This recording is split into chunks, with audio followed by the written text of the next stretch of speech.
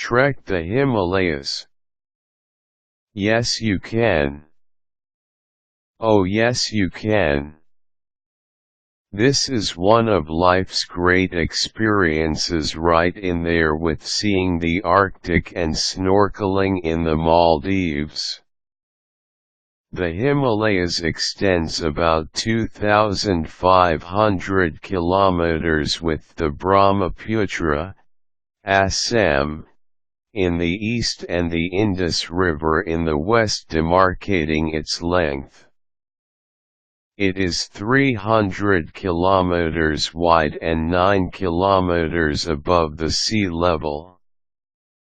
As such, it is often referred to as the roof of the world or the shoulders of heaven, and you don't have to be Sir Edmund Hillary to be absolutely overwhelmed with its beauty.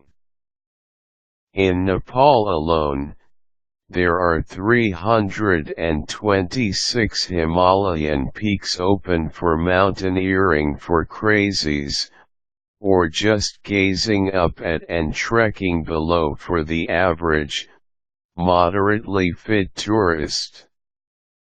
So much is still unspoiled, and its mist-shrouded vastness will make you either laugh or cry.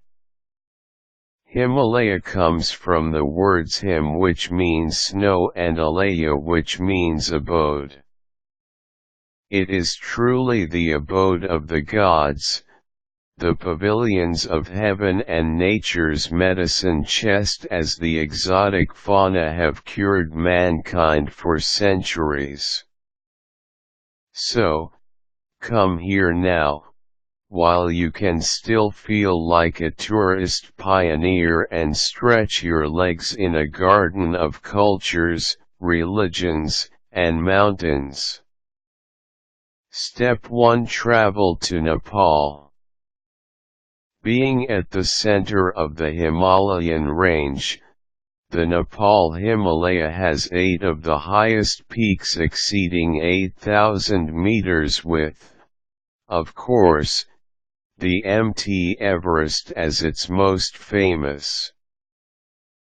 But remember, it has a convergence of 1,310 magnificent peaks over 6,000 meters.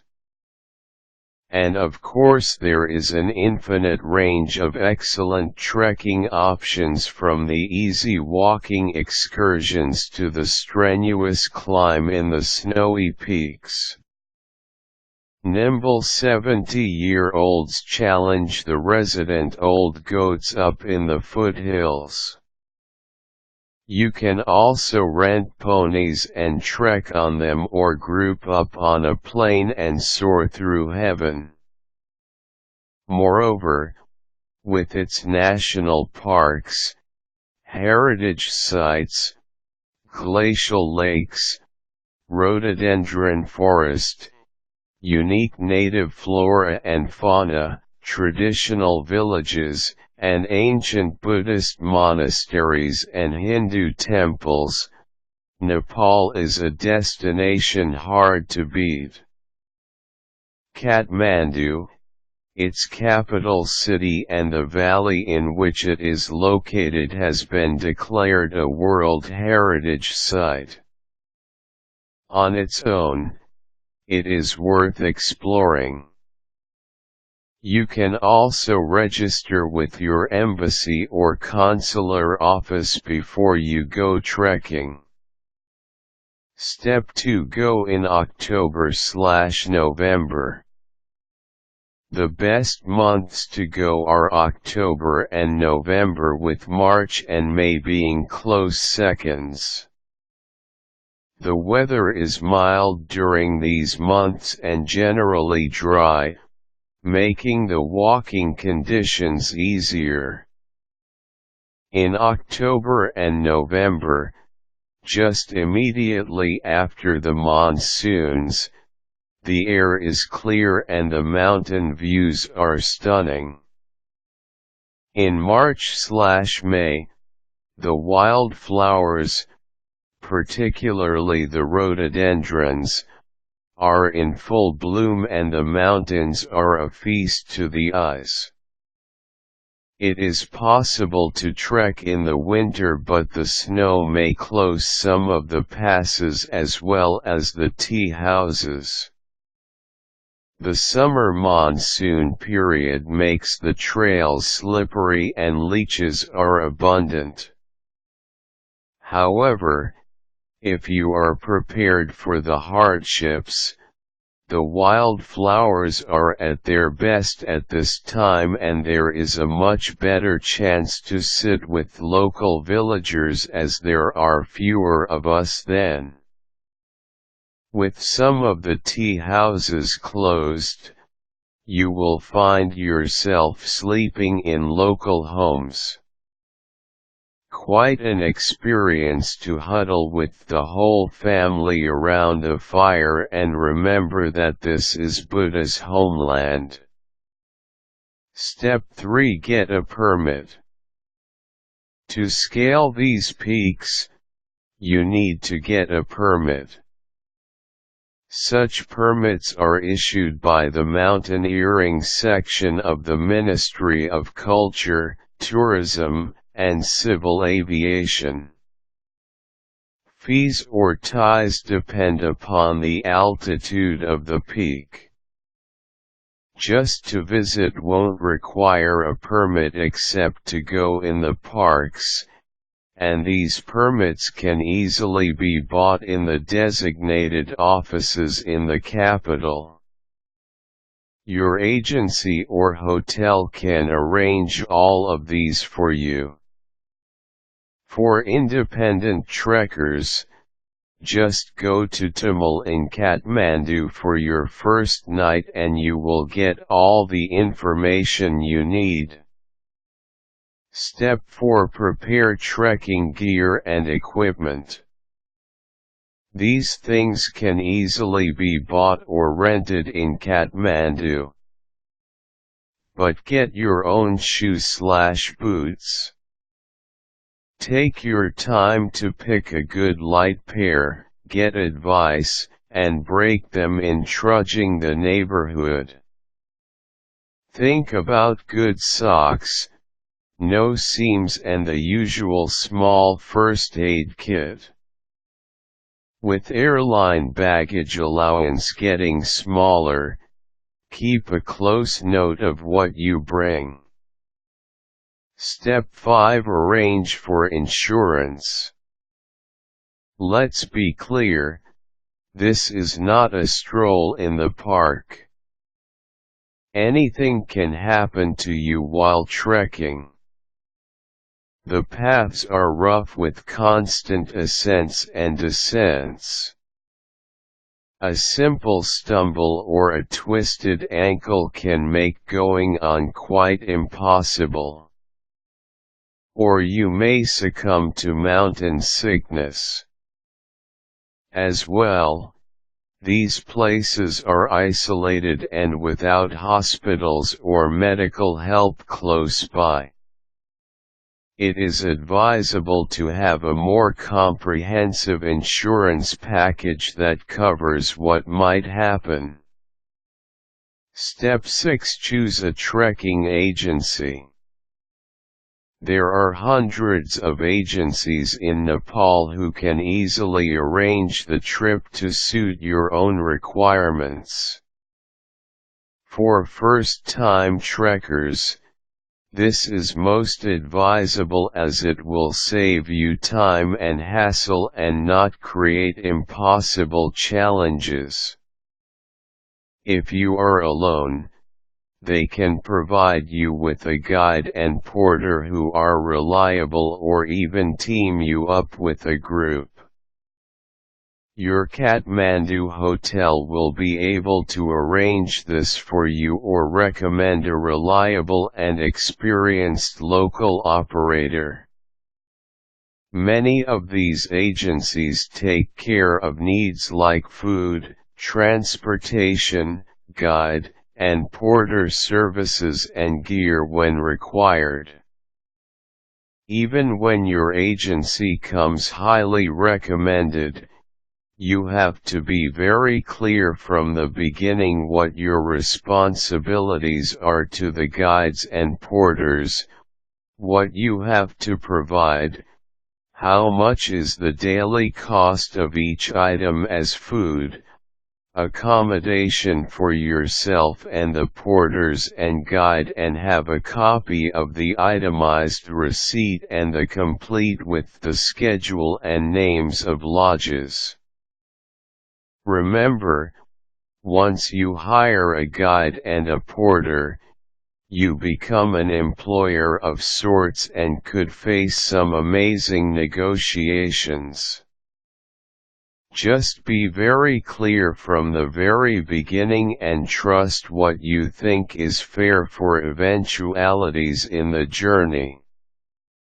Make sure that the agency provides the proper gear and clothing for your guides and porters and have arranged for their food and accommodation as well. Step 7. Plan your route. There are many types of trek depending on your fitness, schedule, and budget. But the important thing is to get prepared for trekking. Trekking is a demanding exercise, especially when it involves steep ascents and descents. If you are trekking alone, even with a reliable agency-provided guide and porter, it is better to stick to the most frequented routes, which include the Solakumbhu district, the home of legendary Sherpas, at the base of Mt. Everest. There is also the Annapurna region that includes Annapurna I and the 8,000-meter giant, Dhaulagiri. Between these two mountains runs the valley of the Kali Gandaki River, the deepest gorge on Earth. The Everest and Annapurna routes have all kinds of accommodations along the way, and there are so many trekkers as well that even if you are alone, you will not want for companions. Step 8. Acclimatize yourself. The low oxygen content at high elevation can affect you, so stay around the staging area for a bit and take things easy for the first few days getting used to high altitudes. On the Everest route, Namche, once an important trading center on the route from Tibet to Nepal, is a good place to stay a while. There is a multitude of tea houses, equipment shops, curio sellers, restaurants, and even cyber cafes. While in Namche, explore some of the less developed and more traditional villages in the area. One of the nicest is Thame, home of many famous mountaineering Sherpas, including Tenzing Norgay of Everest. By chance, you may meet a Danf, Impayan pheasant, and a Himalaya tahr along this trail. The round trip is quite a hard day's walk, taking a minimum of 8 hours, so if you are a more mature trekker, it is best to stay the night at Thame and retrace your steps the next day. Don't miss a visit to the Buddhist monastery, a 30-minute walk above the village. The valley to the north of Thame leads to Tibet via the Nangpa La, the pass traditionally used by Sherpa and Tibetan traders. An easier option for acclimatization is a visit to the twin Sherpa villages of Kumyung and Kunda, a 2-hour walk above Namche.